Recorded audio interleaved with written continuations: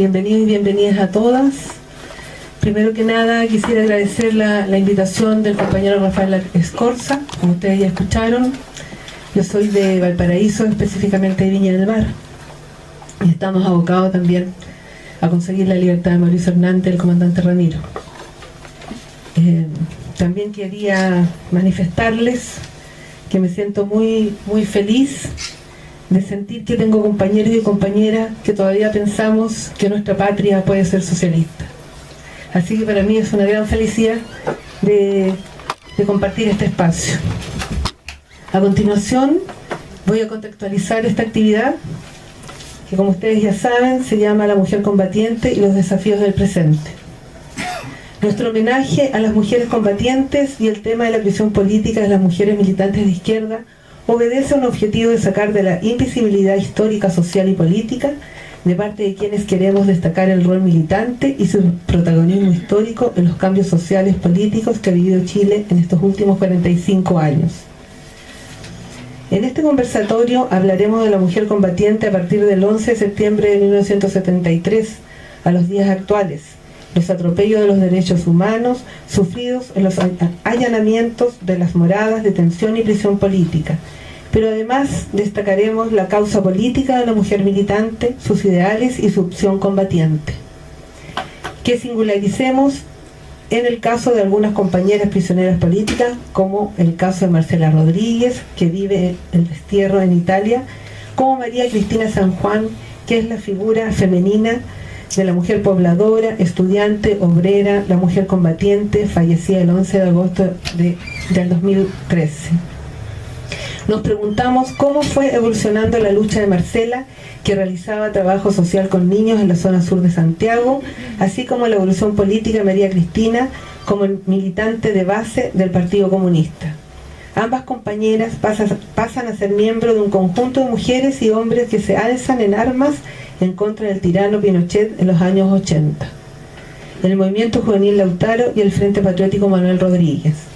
Marcela Rodríguez pasa a ser conocida en la prensa y sindicada como la mujer metralleta, que aparecía entre un destacamento de compañeros audaces que rescataban los recursos de los bancos. María Cristina fue madre de 3 hijos, esposa, compañera de un militante del Partido Comunista, se integró a las milicias rodriguistas a mediados de los años 80 y en los años 90 participa en operaciones de la llamada Fuerza Central del Frente Patriótico Manuel Rodríguez, como ayudista y posteriormente como integrante de la Fuerza Central, que la lleva a la prisión política de los años 90. Es separada por largos años, 10 años de su familia, de sus hijos quienes quedaron solos, su compañero, marido, preso en la penitenciaría y el CAS por 12 años prisionero, y ella en una prisión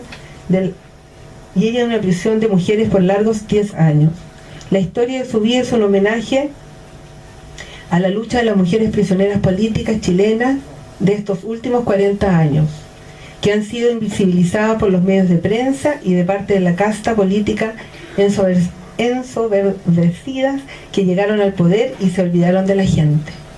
La mayoría de las mujeres combatientes fueron asesinadas o encarceladas. De ahí nace la figura de la mujer combatiente, la mujer prisionera política, que destacamos en este conversatorio, que es un acto homenaje. El día martes 11 de septiembre de 1973 mostraremos como ejemplo a destacar a las mujeres obreras textiles que resistieron con armas junto a los hombres el 11 de septiembre en la industria Sumar Poliéster, así como a las mujeres que combatieron en la población La Legua, símbolo de la resistencia del 11 de septiembre de 1973. Nuestra querida compañera Celsa Parraú, presente, que en este momento no va a estar presente, pero la vamos a mencionar, por motivos personales se tuvo que ausentar. Es una mujer combatiente del 11 de septiembre en el cordón industrial San Joaquín de la zona sur de Santiago. Ella fue parte importante del equipo sanitario de ese destacamento armado de 120 hombres y mujeres que se agruparon en el estadio de la Cormu. De ahí se desplazan en una caravana de vehículos al cordón industrial San Joaquín, llegan a la industria Indumet a una reunión de emergencia con representantes del MIR, Partido Comunista y Partido Socialista, para coordinar la defensa del gobierno de Salvador Allende. La industria es asaltada por fuerza de carabineros con tanquetas Mowat y buses de carabineros y se produce la primera refriega en donde hay compañeros heridos. Celsa, enfermera de la unidad sanitaria, se queda a prestar los primeros auxilios y es apresada en Indumet. También queremos destacar a mujeres emblemáticas de la izquierda chilena como Miriam Contreras, La Payita, que permaneció junto a Salvador Allende en su resistencia armada con apenas 26 hombres de armas contra un cerco de 2.000 efectivos militares con tanques y aviones. Payita soportó el bombardeo de La Moneda, mostrando una lealtad a toda prueba junto a Salvador Allende. Queremos recordar la larga prisión política de las mujeres combatientes del MIR, Cecilia Radrigán y Miriam Ortega, la resistencia de Gianni Vanini, militante brasileña, que se queda a combatir en la resistencia chilena y sola enfrenta a los miembros de la DINA hasta que se acaba el último cartucho del AK-47. Es asesinada sin piedad por la DINA en Concepción en el año 1974. El ejemplo de la comandante Tamara Cecilia Magni del Frente Patriótico Manuel Rodríguez, asesinada en Los Queñes en octubre de 1988. La compañera Marcela Rodríguez, conocida como la mujer metralleta del movimiento juvenil Lautaro, entre tantas otras combatientes que permanecen en el anonimato de la historia. En este mes de agosto recordamos a las míticas 13 rosas rojas de la España republicana que son fusiladas en la dictadura de Franco y su mensaje que perdura hasta el día de hoy. Que sus nombres permanezcan en el tiempo. Tenemos acá a nuestro lado a la compañera Esther Hernández, ¿cierto? Expresa política y militante del grupo Urdiendo Memoria de Concepción y militante del MIR en 1973, ya a la izquierda, a Doris Ojeda, expresa política en los años 80 y fue militante del Mapu Lautaro. 90. ¿Quién va a comenzar con la exposición?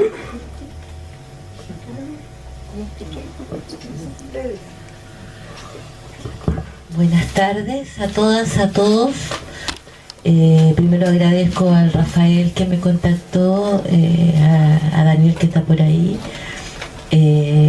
por la invitación.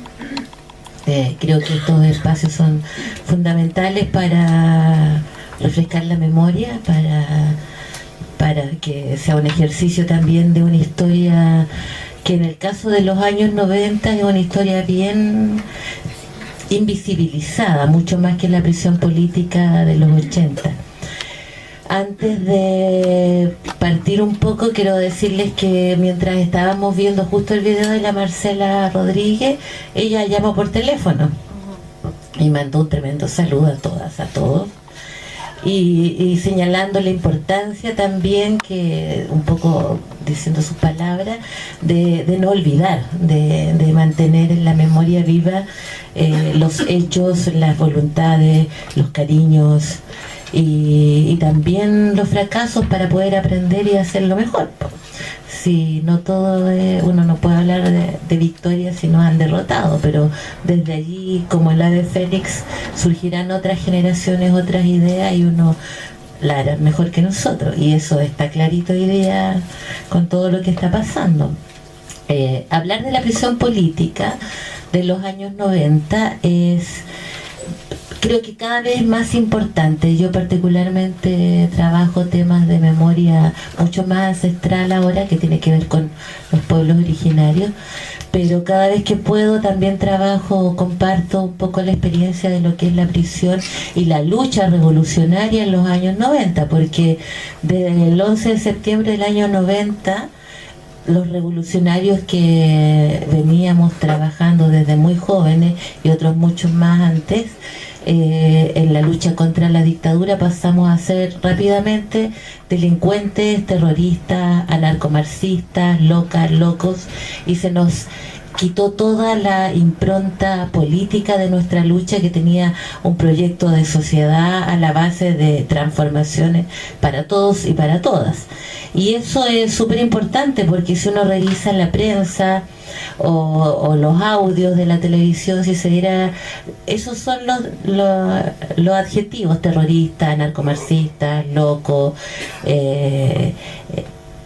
delincuentes terroristas, y en el caso de y siempre además es masculino, porque si bien ya la lucha revolucionaria y la prisión política en los 90 es invisibilizada, en el caso de las mujeres es mucho más, porque siempre se hablaba de los presos políticos, pero las mujeres siempre fuimos, más o menos en los años 92, hay un catastro de alrededor de 150 prisioneros políticos, y siempre escrito en masculino también, en los registros de las organizaciones de derechos humanos. Y yo creo que más o menos debemos haber pasado unas 40, 50 mujeres por la prisión durante los años 90.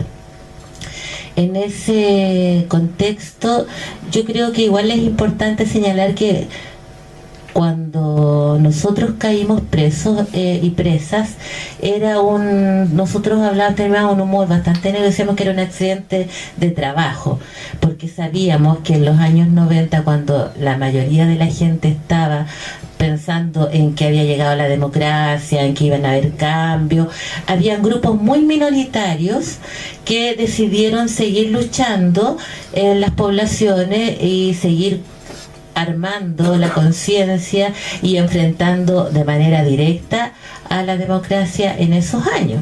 Y esos fueron claramente algunos compañeros del Frente Patriótico, el Mapu Lautaro, y también algunos compañeros de lo que fue el MIR-EGP, del Ejército de los Pobres, donde también tuvimos nosotros compañeras que compartieron algunos años de prisión en Santiago, y también compañeras del Frente que estuvieron en Concepción, y la mayoría estuvimos siempre acá, y nosotros concebimos la prisión, los hombres y las mujeres en esa época, como otra trinchera de combate. La prisión no era un lugar de vacaciones, ni era un lugar en que nos olvidábamos, no, nosotros estábamos constantemente pensando y haciendo política. En el caso de Lautaro, nosotros estábamos, yo creo que el 98% presos y presas. Entonces también era una condición de que ahí teníamos que seguir pensando en cómo se construía la política. Bastante iluso construir política desde la cárcel, pero ese era nuestro rol, y pasando hartos años ya pienso que aquellas personas que quedaron un poco perdidas afuera, digamos, en la libertad, en un continuismo enmarcado en una democracia, en una impunidad, y que muchos compañeros y compañeras fueron subsumidos al sistema democrático, tanto en las organizaciones políticas, en los partidos, en los municipios, en los ministerios, etcétera.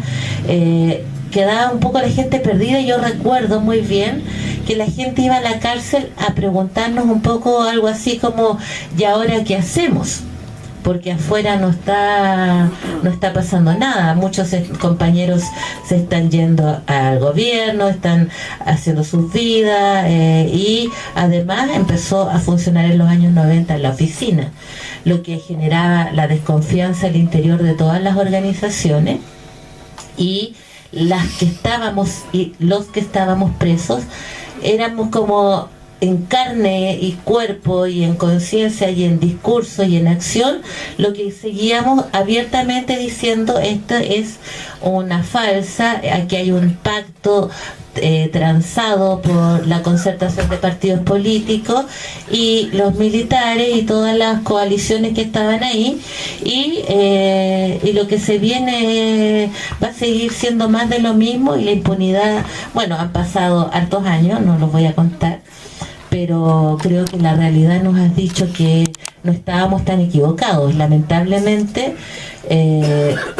pienso que hubo una atemporalidad con las organizaciones sociales en territorio, y eso significó que si bien nunca fuimos aparatos militares, al final el combate se dio entre grupos muy pequeños de estas organizaciones directamente con el Estado policial, que aquí ustedes lo ven claramente. Apoquindo yo creo que es una de las imágenes más bestiales pero más gráficas de lo que fue el Estado policial. O sea, 100 tiros de fuera, o más de 100 tiros desde afuera hacia la micro, donde iban trabajadoras y trabajadores, claramente dan cuenta de que en realidad que se mueran los pobres en el barrio alto les da exactamente lo mismo, les ha dado lo mismo a través de la historia y les va a seguir dando lo mismo.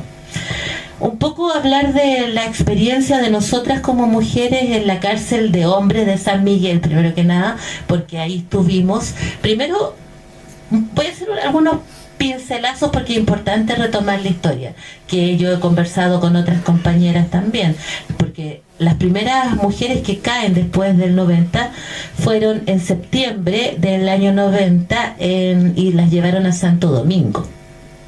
Y fueron unas compañeras del Lautaro, la Catalina, la Esther, y no sé si hay otra más. Ellas, como justamente se estaban llevando a cabo todas las negociaciones para sacar en libertad a los presos de la dictadura, estaban las leyes cumplido en gestación. Y las compañeras de Santo Domingo pidieron que sacaran a las compañeras del Lautaro porque no les asignaron la condición de prisioneras políticas. Y eso es algo que con la Miriam Ortega y con la Cecilia Rodríguez hemos conversado posterior, y de que en ese momento fue un error político, pero también en un contexto donde era la única posibilidad también que tenían de salir. Y las compañeras del Lautaro no tuvieron el reconocimiento de presas políticas y las llevaron a la cárcel de Alcof, con la copoblación común, ¿no? Ahí siguieron cayendo otras compañeras del Lautaro y las agruparon en el COF. Y posteriormente, ya cuando habían algunas, yo creo que como el 93, 92, 93, las trasladan a la cárcel de hombres de San Miguel y las dejan en una sección especial, porque es una cárcel de hombres que viola todos los derechos de las prisioneras por estar en una cárcel de hombres. Ya, 2 minutos. Entonces, rápidamente de ahí voy a decir que fuimos trasladadas en el año 97 a la cárcel de alta seguridad, al CEAS, y dos cosas fundamentales. Yo creo que más allá de las diferencias que podían haber en la cotidianidad producto del encierro, las mujeres prisioneras tuvieron la pachorra de que siempre frente al enemigo fuimos un bloque, y por eso no nos pudieron separar y nos agarramos con coliflores, con agua caliente, con huelgas de hambre, con todo lo que fuera, con tomas de visita y todo para ganar los derechos como prisioneras políticas, siendo el primer derecho que se peleó en San Miguel que las mujeres pudieran estar con sus hijos cuando ellos pudieran entrar en sus vacaciones, los fines de semana. Después el amor subversivo posterior, y señalando a la María Cristina, voy a referirme a dos características, porque era muy fiera, era muy para la María Cristina con las autoridades y en las huelgas de hambre, se quería tirar en huelga de hambre a pesar de que su enfermedad complicaba su situación, pero también era muy preocupada de sus hijos y de su compañero. Yo tengo esa imagen siempre, preparando comida para las visitas, comida para ir a ver al Rafael. Y una imagen con la que me voy a quedar siempre es que cuando yo parí a mi hijo el 98, después de todo lo que significó el traslado, parirlo llena de armas en el hospital de el Barros Luco, y rápidamente sacarme en un carro al hospital penal, fueron muchas horas, yo creo que más de 20 horas entre el trabajo de parto y el parto y todo rápido, que siempre estuve muy despierta y atenta de que no me quitaran a mi hijo. Entonces nunca pude descansar después de parir, nada, salvo cuando llegué al hospital penal y estaba la María Cristina y me recibe. Y ahí tú cachai que es tu compañera. Entonces, ese momento, que yo siempre lo comento, en mi familia, a mi hijo, a todos, ahí yo pude descansar porque estaba mi compañera y sabía que me podía proteger y que podía proteger a mi bebé.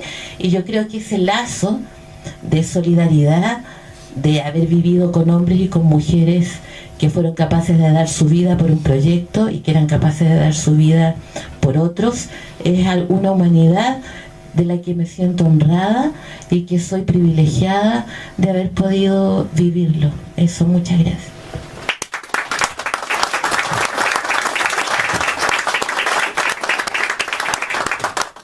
Qué bueno traer a la memoria esto de la humanidad, que es importante que nosotros también lo practiquemos, porque el sistema es tan fuerte que nos olvidamos de esa palabra, la humanidad.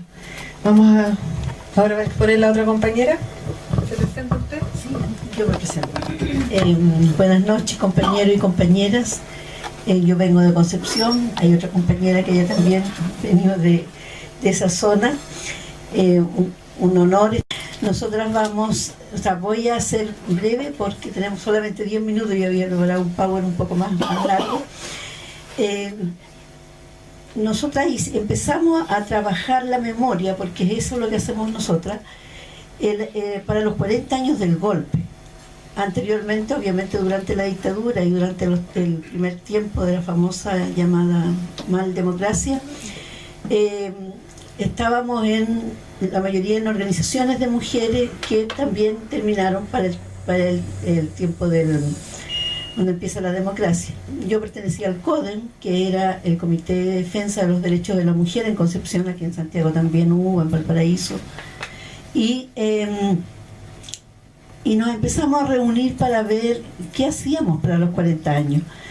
Y hicimos una serie de actividades dentro de las cuales armamos una red de mujeres en la memoria. Y sacamos este libro, que se llama Voces Transgresoras, y que en una de las partes, ¿por qué nosotras quisimos hacer todas estas acciones?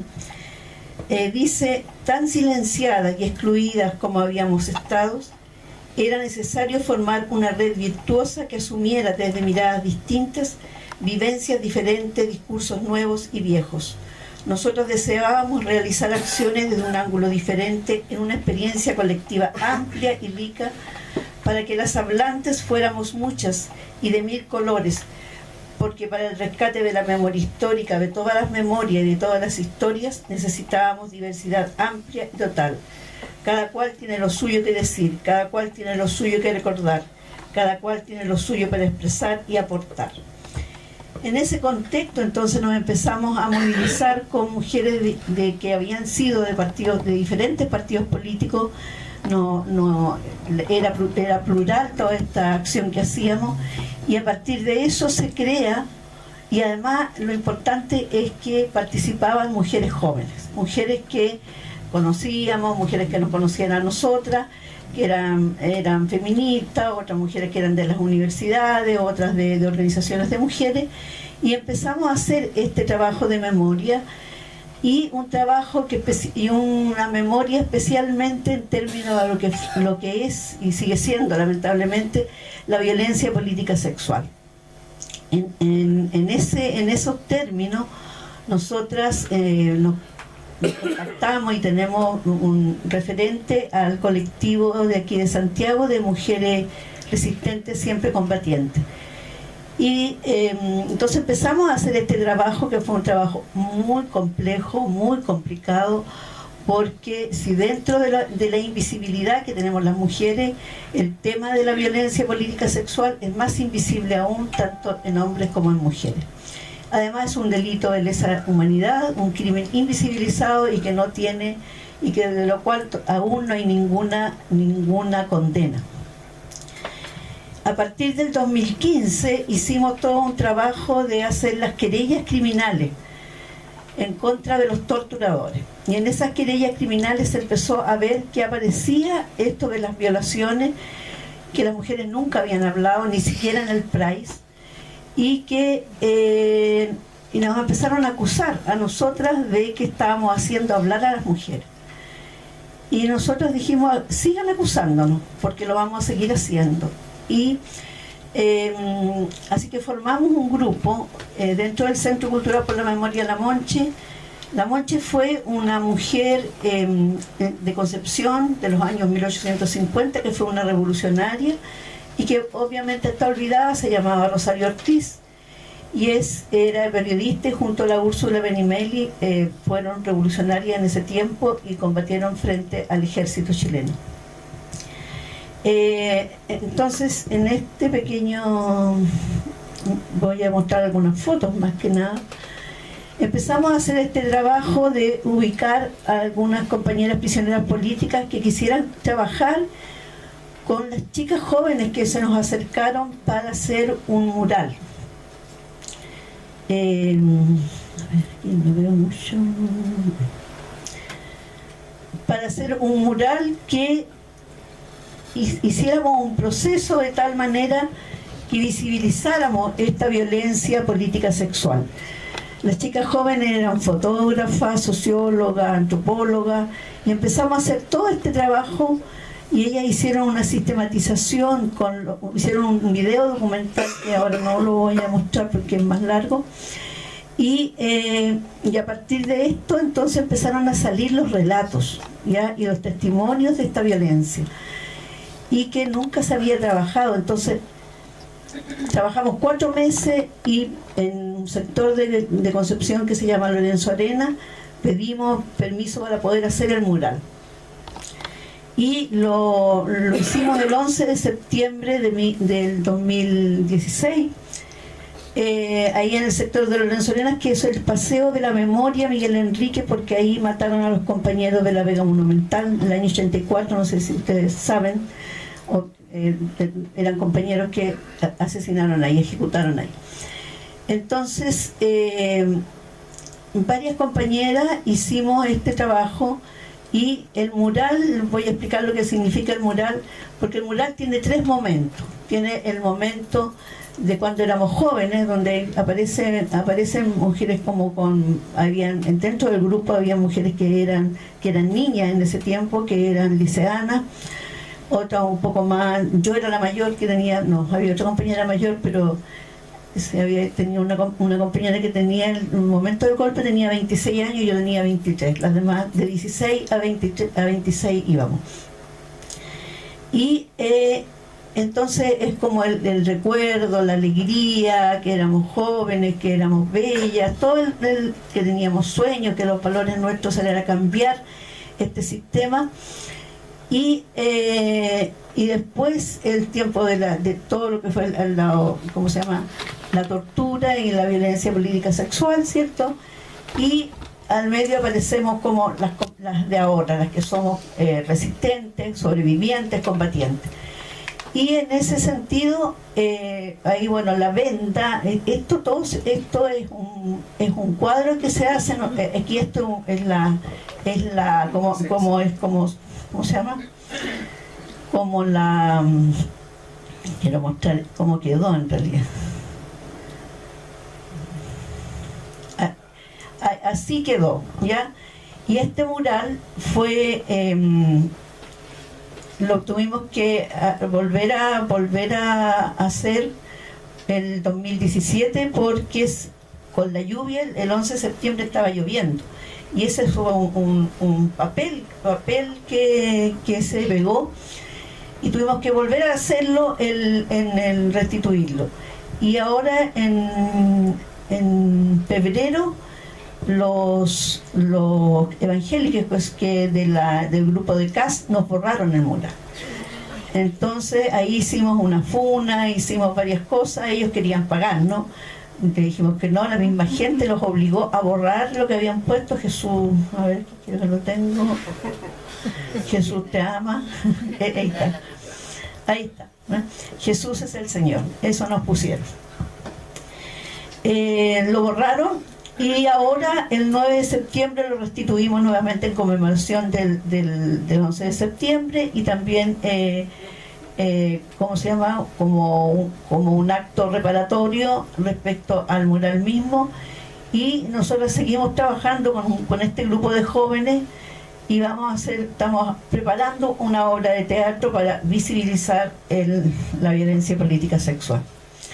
Y dentro de nuestras exigencias y demandas es poner fin a la impunidad en los casos de violencia política sexual o tortura sexual, y tipificar este delito como crimen de lesa humanidad autónomo, que conforman pasos fundamentales para la construcción de un país que tenga como principio rector de su patrimonio político y social y de convivencia la igualdad de género y el respeto inalienable a la dignidad de las mujeres, sus cuerpos, su sexualidad y sus derechos humanos. Exigimos que se reconozca la violencia política sexual como un delito de lesa humanidad que no prescribe. Eso es más o menos.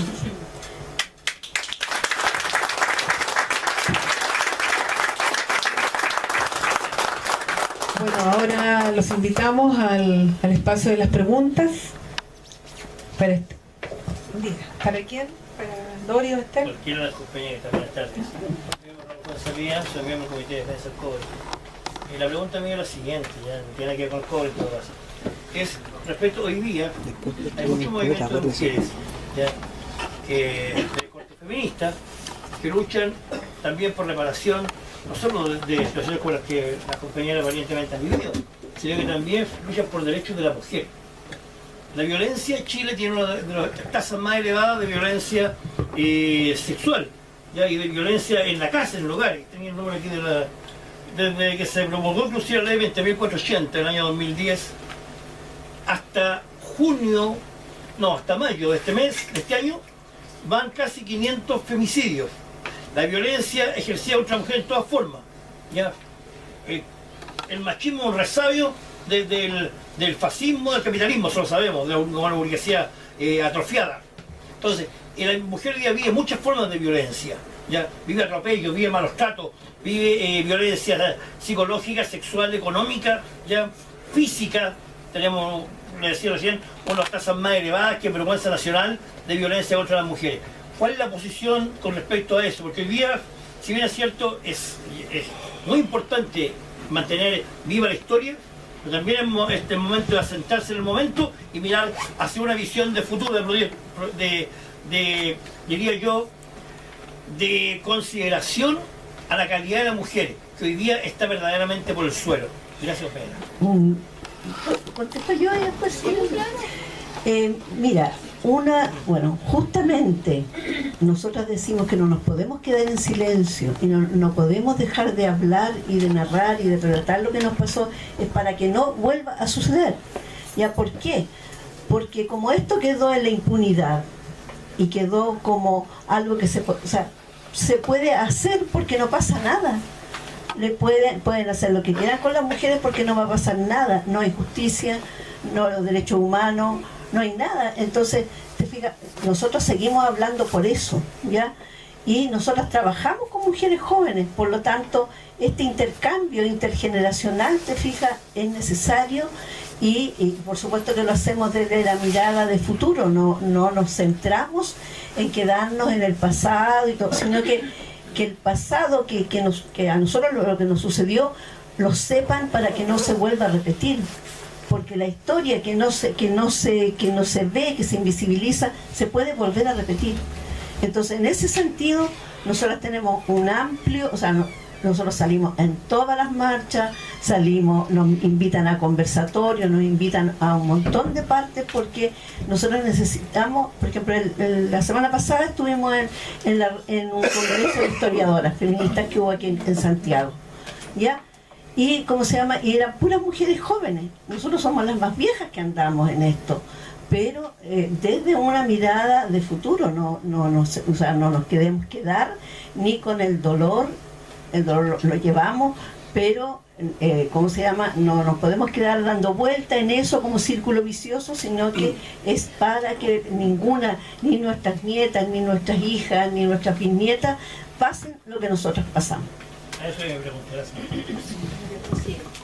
Sí, completamente de acuerdo con lo que dice la compañera, pero yo creo que igual en términos pienso que las mujeres, la lucha de las mujeres es larga, no es solamente de ahora. Creo que ahora ha tomado un contexto, creo que tiene otras demandas también y me parece bastante justo, pero que todavía está situada en las mujeres jóvenes, en la mayoría de ellas estudiantes universitarias o secundarias. Creo que todavía hay una lucha que dar de empoderamiento en las mujeres pobladoras, porque yo conozco el feminismo de los 80, cuando yo era cabra, tenía 16 años, pero si bien hay avances ahí, todavía hay que trabajar mucho más en temas en lo territorial, en lo poblacional, donde las estructuras patriarcales son mucho más rudas y las mujeres tienen menos herramientas. Pero también al interior de las organizaciones revolucionarias, yo creo que hay que darse una reflexión ahí, porque yo en los años 80 empecé a militar contra la dictadura y después, seguí militando y en distintas organizaciones y y al interior de esas organizaciones revolucionarias, donde los compañeros tenían encendidos discursos revolucionarios de transformación de la sociedad, habían prácticas súper machistas, y una para ser, por ejemplo, para ser combatiente tenía que ser, pero mucho más ruda que tus compañeros porque eras mujer, y tenía que ser mucho más temeraria porque tenía que comprobarle a los compañeros que tú te la podías, y eso también es machismo. U otras situaciones de violencia, o que los compañeros tenían a la señora cuidando los hijos y a las compañeras combatientes eran como distintas categorías. Entonces yo creo que hay una reflexión que todas y todos de todas las generaciones tenemos que hacer, porque de verdad que construir una sociedad distinta también significa romper con el capitalismo, pero también significa romper con el patriarcado, y tampoco significa que sea una lucha, y en eso quiero dejarlo muy claro, que las mujeres contra los hombres. Yo no estoy en esa... Hay muchos feminismos, además hay algunos en los que yo no estoy de acuerdo, pero efectivamente creo que el tema es cómo nos complementamos, y sigo pensando que las grandes transformaciones las hacen los pueblos, con mujeres, con hombres, con homosexuales, con lesbianas, con todos y con todas y con todes, como dicen los chicos y las chicas ahora. Pero también tenemos que revisar nuestra práctica en lo cotidiano, o sea, yo me voy al partido y voy a la marcha y voy a hacer la cuestión, pero vieja, quédate en la casa porque sabéis que van a venir los compañeros, y prepara la comida porque van a venir los compañeros. Entonces yo creo que desde las prácticas del microespacio hasta los grandes discursos y transformaciones estructurales tenemos que revisarnos todas y todos, porque uno también es machista, si uno también acepta ciertas prácticas o las reproduce con los hijos y con las hijas. Estos tuvieron una mamá terrible, así que yo conozco a Daniel y a sus hermanos de chicos porque iban a ver a la María Cristina, entonces pero también yo creo que tenemos que reflexionar en ese contexto. Bien, ¿alguna otra pregunta? Yo quiero más que nada rendirle homenaje a las 3 mujeres que están sentadas. Un poquito más fuerte, por favor. No, ahí no. Quiero rendirle un homenaje a las 3 mujeres que están sentadas, que representan nuestros ideales. Y acá tenemos nosotros una mujer a la cual tenemos que rendirle un gran homenaje, que es la señora que estuvo en el tiempo que recibió al Papa.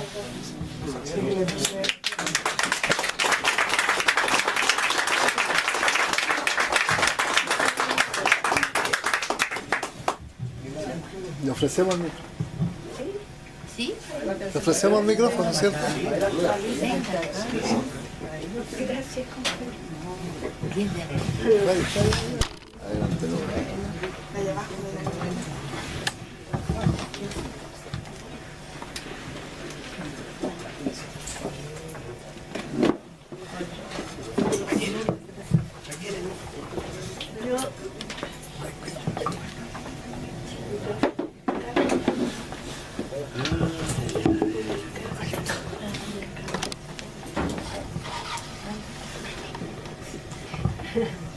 Bueno, buenas tardes a todos mis compañeros, a todos.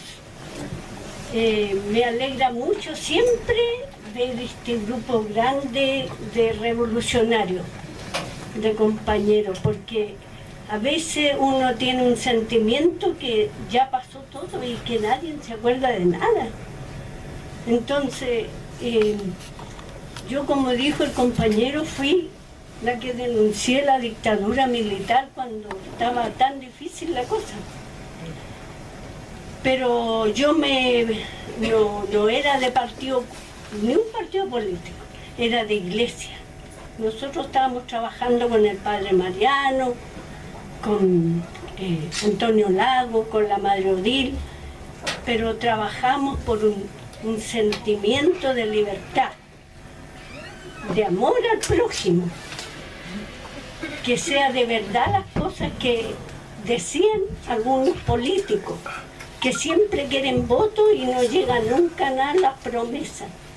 Después llegó la dictadura y ahí tuvimos muchos problemas, porque nosotros salíamos a la calle también a denunciar todo lo que estaba pasando como cristianos. Yo soy cristiana, católica, creo en el Dios de la vida, de la justicia, de la paz y del compartir. Así fue como levantamos la olla común, el comprando juntos, el construyendo y el equipo de salud. Cuando Pinochet vino aquí a esta comuna, no sé si saben, vino para un 11 de septiembre, un neumático inmenso y grande con harto papel, con parafina, no sé qué le pusieron, y cuando iba pasando, yo ya había hablado con el Papa y estaba con unos periodistas. Los periodistas dicen, y hay juegos artificiales, y están tirando balas a los pacos, a los cabros. Y mi hija vienen corriendo y me dicen, mamá, llegó el Pinochet por allá. Así que los periodistas se fueron y yo lo primero que hice fue abrir la iglesia, porque yo estaba encargada de la iglesia. Y me dicen, viene un helicóptero tirando balas. Y tuvimos 50 heridos a bala. 50. Y la iglesia estaba abierta, mandé rápidamente a que viniera la doctora que estaba siempre con nosotros para que sacara balas. Menos mal que no, ni uno en la cabeza, ni en nada, siempre fue en los brazos, porque cuando uno corre, aletea. Entonces fue en los brazos. Buena elección, hay que correr sin aletear. En los pies. Entonces ese es mi trabajo en contra de la dictadura, que sigo teniéndolo igual. Porque ahora estoy organizada, como ya soy adulta mayor, estoy con club de adulto mayor trabajando por las necesidades que tenemos. Exigimos bastantes cosas en la municipalidad, ahora más suavecito, pero igual exigimos los derechos de los adultos mayores en el consultorio, que los remedios estén, que un montón de cosas, incluso al hospital también le exigimos las llamadas que tengamos para las operaciones, que no llamen cuando estemos en el cementerio, porque así ha pasado. Han llamado a algunos adultos mayores cuando ya están en el cementerio. Un caballero dijo, llamaron a mi vieja del hospital para la operación, no sé de qué, y mi vieja, le dije yo, dijo él, que la vayan a llamar al cementerio, pues si allá está. Y así, yo sigo luchando, sigo trabajando por la comunidad, mis hijos también. Yo tengo 6 hijos que están, no como porque mis hijos estaban algunos en partido político, yo no. Pero soy luchadora y sigo trabajando. Me alegro mucho que estemos aquí.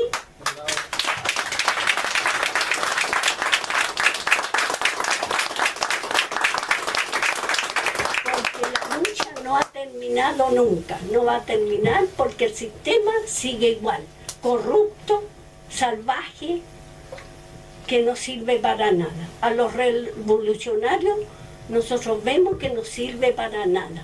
Todo esto es puro maquillaje, en la tele pasan todas las cosas bonitas. Así que muchas gracias a ustedes, a todas compañeras que vienen de tan lejos.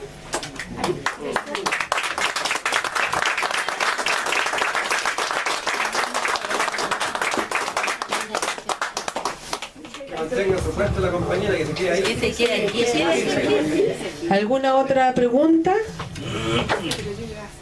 ¿O vamos a dar a un... Diga. Yo veo que la búsqueda que se está haciendo de buscar la historia de las mujeres combatientes es una cosa que tiene que profundizarse con mucha más fuerza. Hasta ahora solamente hemos sido capaces de profundizar la historia de las compañeras que han caído, de las compañeras que han muerto, de las compañeras que cayeron presas.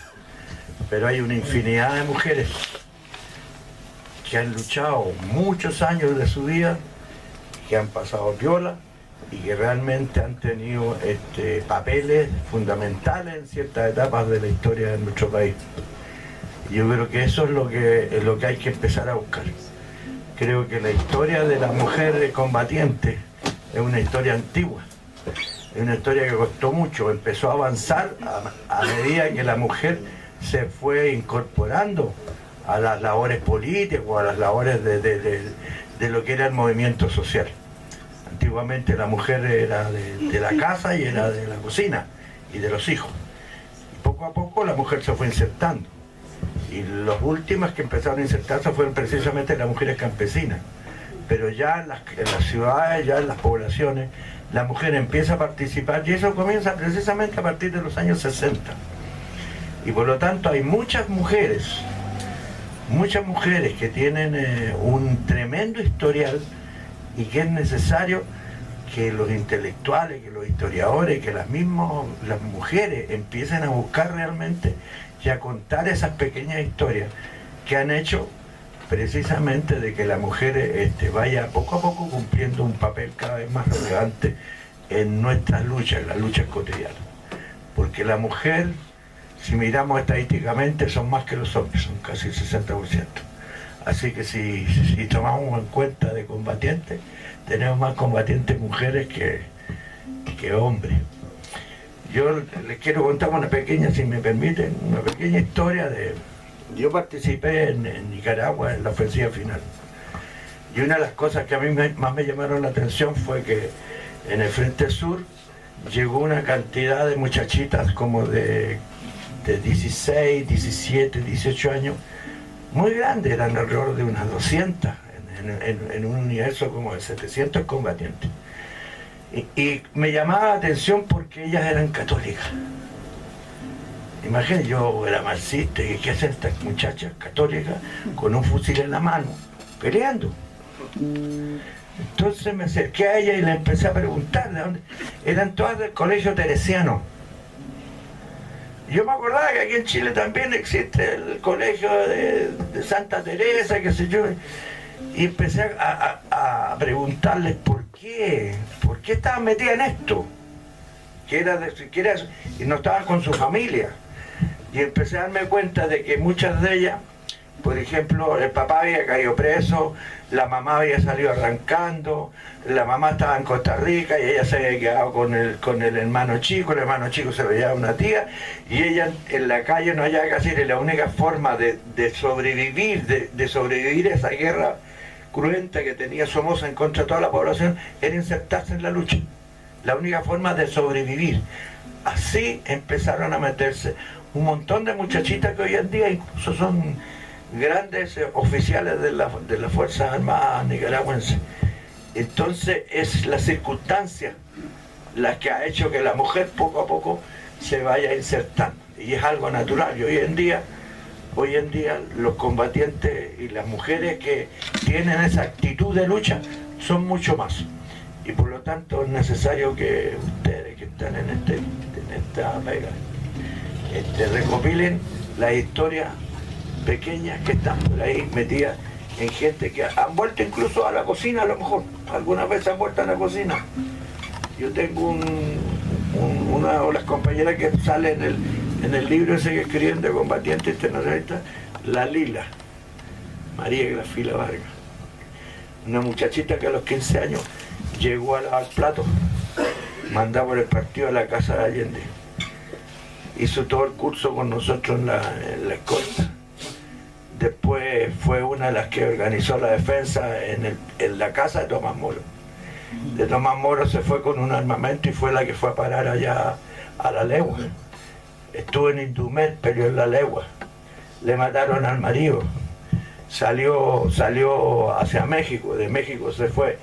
De México después llegó a Nicaragua, estuvo en Nicaragua, estuvo 5 años trabajando en las minas de oro de Nicaragua con un nuevo marido que tenía. Y es una muchacha que uno la mira y es una señora tranquila, pero si tú te pones a sacar la cuenta de la mujeraza que hay detrás de esa señora, es para llorar. Así que yo les pido que por favor ustedes profundicen y busquen la historia que están aquí en Chile. Gracias.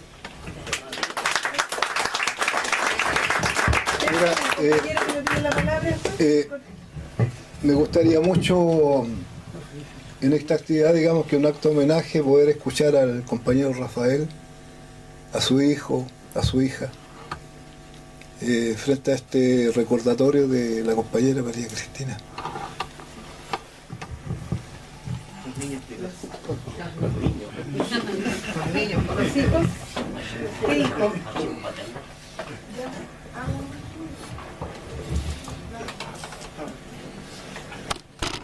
No, bueno, primero agradecer a los presentes y básicamente, bueno, cuando uno recuerda o escucha a Doris, por ejemplo, hay que decir que las mujeres no solo son bien aguerridas, sino bien porfiadas también, porque a veces había momentos en la cárcel que no había condiciones para nada y ellas insistieron en que había que tomarse.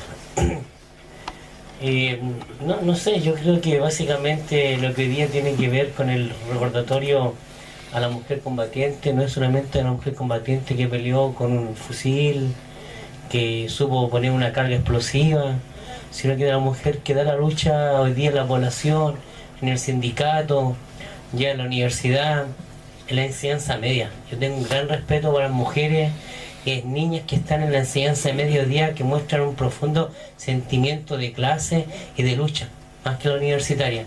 Es más, le tengo miedo a los universitarios. Creo que el universitario ha perdido un poco el sentimiento de país, de clase. Creo que, como no es, una vez le dijo una compañera Fidel, sin mujer no hay revolución. Y es la verdad, ¿ya? Creo que Doris lo tocó, el tema del feminismo de clase, es otro tema que ellas tendrán que saber desarrollar. A mí me cabe recordar a mi madre como una pequeñita gigante en realidad. Una mujer que desde lo personal, y tengo que decirlo, porque mi madre no nació en una familia revolucionaria, nació en una familia política y de derecha. Fue una mujer que entendió las ideas del aborto antes que este fuera legalizado por cualquier causal. Fue una mujer que enfrentó a su familia con las moralidades que ella tenía para separarse y decir que quería ser libre y una mejor mujer. Fue la pequeñita que quiso estudiar cuando no tenía condiciones para estudiar, ¿ya? Y así fue creciendo como mujer, como madre y como revolucionaria a través de la vida, ¿ya? Que fue. Yo agradecer a los presentes, no sé si mi hermana quiere agregar algo, pero creo que las mujeres nos dan la pauta hoy día y siempre han dado la pauta. Lo que pasa es que los hombres, como decían por ahí, tenemos intrínsecamente el machismo de carácter machista, leninista también, aunque algunos no quieran reconocerlo, ¿ya? Y creo que eso hay que cambiarlo. Creo que hay que cambiarlo porque si no partimos de lo humano, de la calidad de lo que somos como seres humanos, no vamos a poder transformar nada.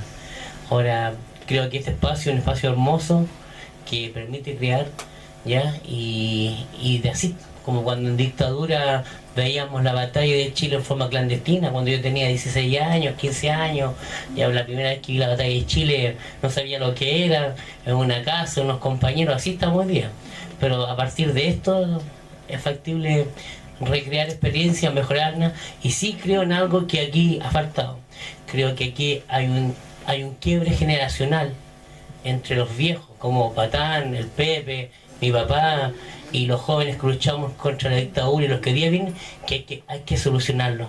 Creo que la arrogancia de una y otra generación, aunque el problema generacional no es lo vital de la lucha, pero que el problema generacional, los cortes generacionales que se han dado en esto, han significado que hoy día estemos en lo que estamos, no estemos en algo superior.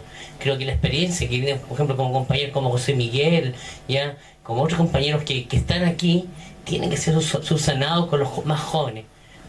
Yo no me siento joven hoy día, tengo 40 y tantos, ya, pero soy más jóvenes que ustedes, y hay otros jóvenes de 20 o 15 años que esperan lo mismo, esperan la lección que ustedes nos pueden entregar, la experiencia, y ellos juntos con otros entregan la energía a un proceso. Creo que hay que subsanar ese problema, que no es generacional, ¿cierto? Creo que cabe destacar la participación de la mujer a través de la historia de la humanidad. En ese campo, mi madre, como lo pudo haber sido Cecilia Magni, Araceli Romo, la compañera Esther Cabrera, ya, y tantas otras formas anónimas que están presentes hoy día y van a estar siempre presentes. Eso.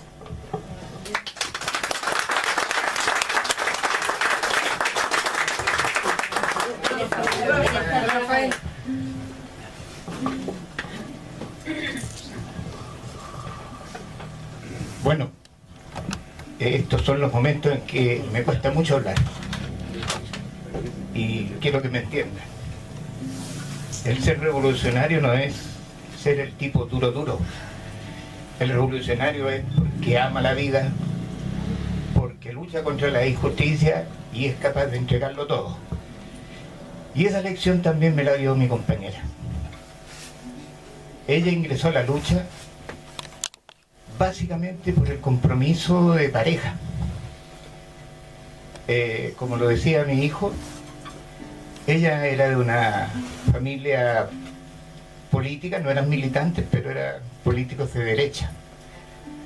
Y en el transcurso de nuestras vidas y en lo que yo ya estaba metido, encontré el deber de decirle lo que ella se exponía, que podían llegar en cualquier momento a la repre, iban a sufrir algo.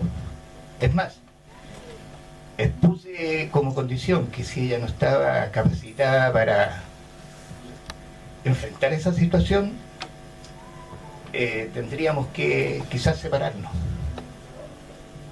Y ella me dijo: yo siempre junto a ti, y lo demostró hasta el final. Gracias.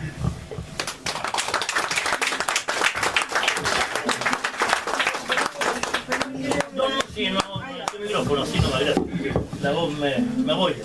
Compañera. A continuación, bueno, se agradece la participación, las preguntas, el entusiasmo y la atención para este conversatorio, y Carola nos va a refrescar el alma para que sigamos en la acción, en la lucha, con unas hermosas canciones. Eran distintas al resto de las monjas. Somos del sector del Liam Holohan, que ayuda mucho a los combatientes. El Liam es fundamental.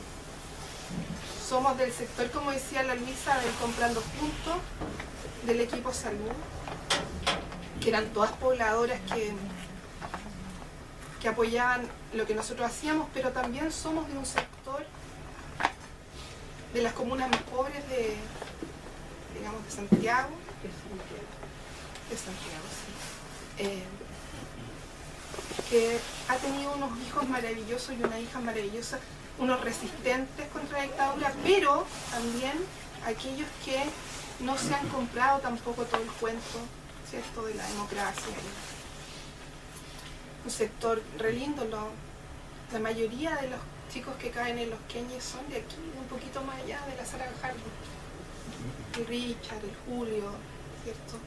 El vietnamita que se fugó de la Penny también era un poquito más allá nomás, ¿sí? Los hermanos Beltrán. Pero un poquito, ya es más de Villa Francia.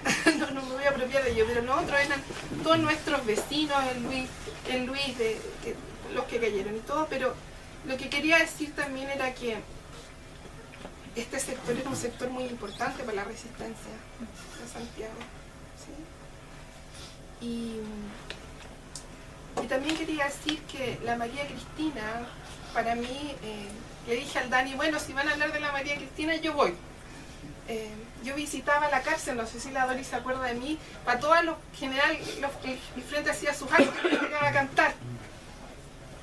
Y me acordé de la María Cristina, no eran tantas las presas del frente. Estaba la María Cristina, la Paula, que era de aquí de Cerro Navia, la Paula, que era de Cerro Navia, que cayó un 14 de diciembre por el aniversario, donde murió Mauricio Cancino y Juan Rojas. Y me acordé de algo precioso, porque siempre, todo el tiempo estamos recordando las derrotas, y algo tan bonito que pasó en San Miguel fue que la Marisa Jara protagonizó quizás la fuga más linda que haya tenido Chile, porque la del helicóptero fue espectacular, pero la de la Marisa fue la mejor, porque ella salió por la puerta caminando. Y como salió por la puerta caminando, ha sido la mejor fuga de todas, que salió.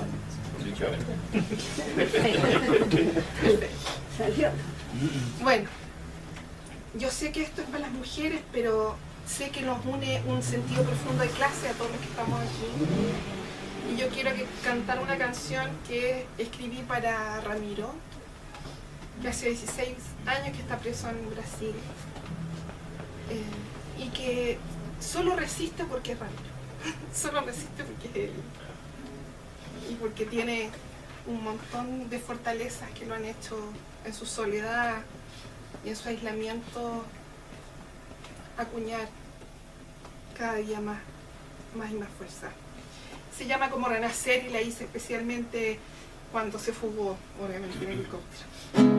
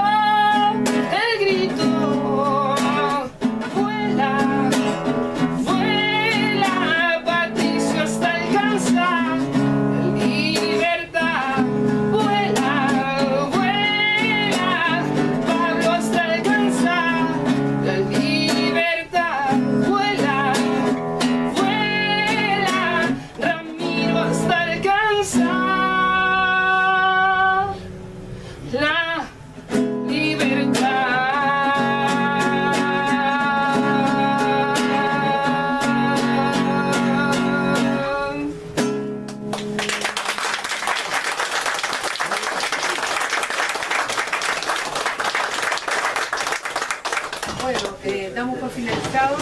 Sí, diga. Ah, ya. Les voy a contar una cosa. Cuando los curas lo estaban preparando a nosotros los tres para hablar con el Santo Padre,